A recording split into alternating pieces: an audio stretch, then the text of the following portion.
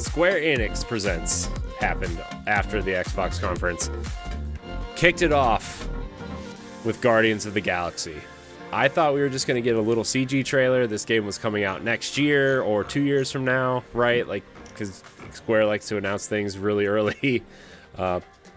No, showed off the trailer, showed off a bunch of artists and things, like showing their like appreciation. The biggest thing, single player, narrative driven, playing only as Star-Lord, dialogue options and choices, really cool soundtrack.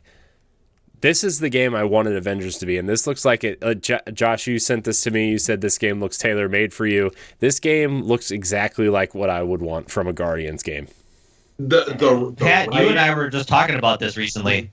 Mm-hmm. How you were kind of like leery about what Guardians of the Galaxy is going to look like. Did this after the Avengers? Oh yeah, this totally won me over. This game is an RPG. Also, did you notice the battles?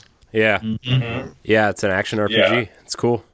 This is a game that, like, every single sense of the word is for me. I think the dialogue they showed, like, I saw a lot of people complain, the dialogue is just so bad. Like, no, it's actually pretty great straddling the inanimate. That's Guardians of the Galaxy. Yeah. Have you ever straddling that with the James Gunn?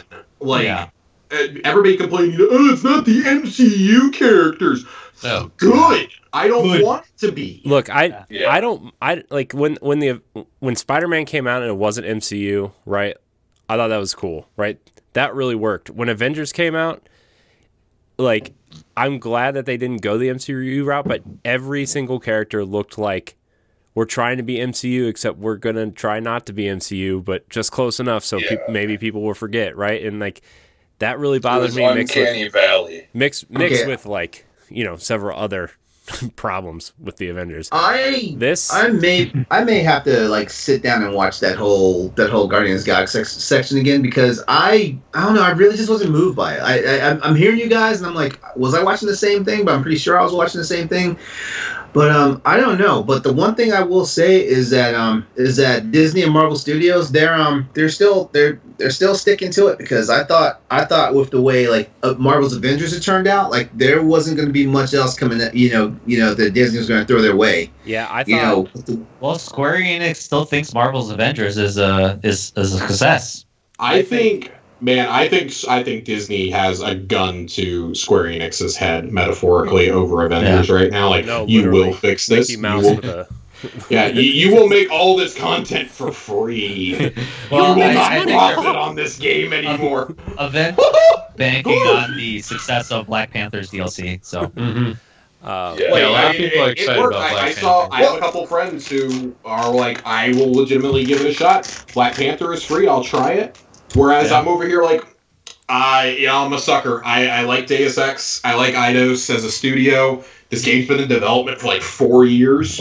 Give it to me. I'm really glad they went the single player route, because Guardians, I feel like just as much as Avengers, has that ability where each character could be their own separate subclass, right? Mm-hmm. And you could do the loot thing. You could do we have to go do this mission to find better loot to upgrade our ship and upgrade our weapons and make new weapons, right? Like, Guardians totally has that vibe way more than the Avengers does, right? And I'm really glad they're sticking to their guns and doing a single player narrative driven game.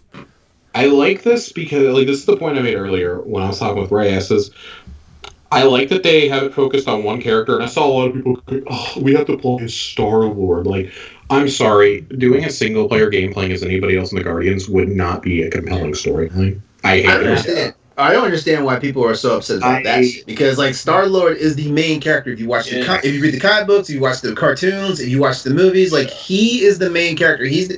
Without Star-Lord, there is no Guardians of the Galaxy. So I don't understand why people are like getting all bent out of shape about that. Maybe they just hate Chris Pratt and whatever's going on with him lately. Or I don't know, but whatever. The the Galaxy. It's just like, if you nail Star-Lord in this game, if it comes out, it's really good. Like, hell, even if it's like 8.5, like there's clearly room to grow in another game, it becomes financial success, then you explore adding in a couple of other Guardians to play as in a future game. Mm-hmm. Okay? Yeah, like side DLC. I said, like, I would love to see a single-player game. I don't ever want to, like, maybe give me the option for co-op, but I prefer not to have it. Let me have a single-player game where I can play as any of the characters when I want to, or have their own quest lines, or something. Like, really lean into the RPG aspect of this. Mm-hmm. You know? Like, let me upgrade my characters, my gear, my loot. Like Corey said, like, let me... I don't know, like, not have to, like, go hunting for gear, but let me upgrade it with, like, resources or something that I'm earning in game. Yeah, like if you you can like have, an Assassin's Creed or Ghost of Tsushima. Yeah, you could just like find resources around the level you're going in, and you go to your ship's workbench to upgrade your weapons or your mask or your rocket boots so you can fly longer, right? Like, yeah, you can find cassette tapes. That's the other thing, though. Speaking of the music, scanning. Let's go. Speaking of the music.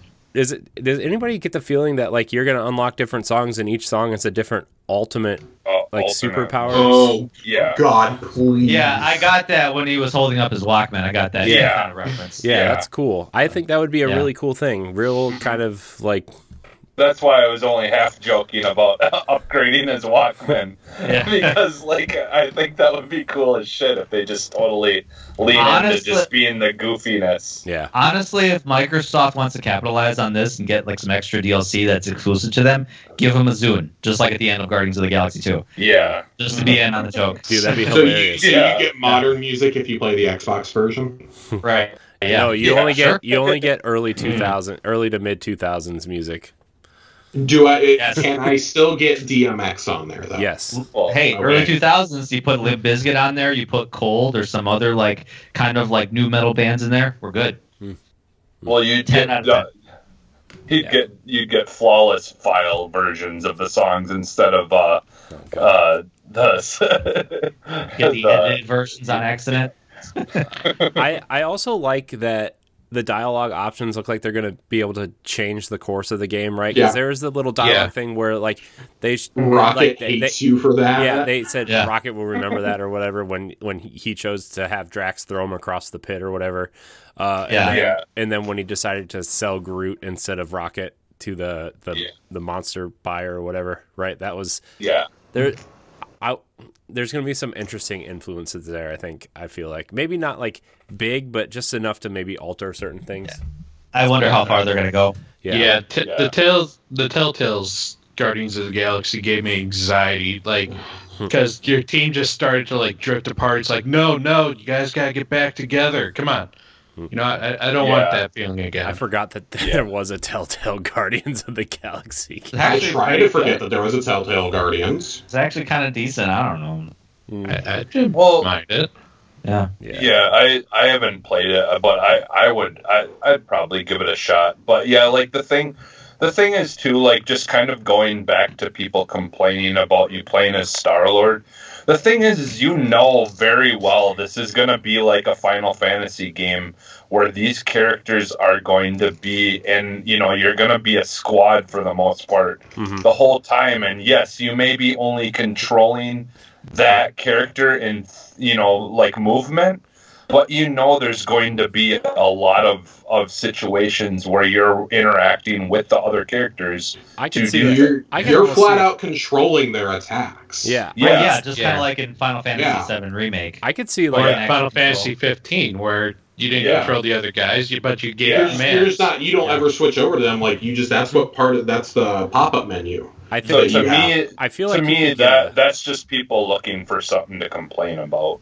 I feel like you could get a Rocket Raccoon like stealth section where you have to plant bombs or whatever. If you like, maybe that's something you get when you sell Groot instead of Rocket. Like they say you need Rocket on the outside, right? And like he can go in and like plant bombs somewhere, and you have to do that without getting caught or something. I could see like small segments like that, but I don't mind. I think when you focus on too many characters, like that's when you have to make 5 separate battle systems, 5 separate weapon style, right? Like I think that just gets way too complicated, and like I think the simpler the better when you're telling a narrative story, and I think focusing on one character is smart.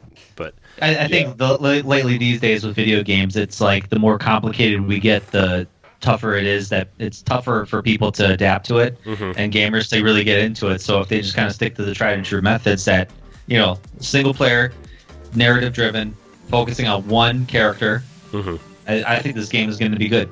Yeah, I do too. Yep. Yeah.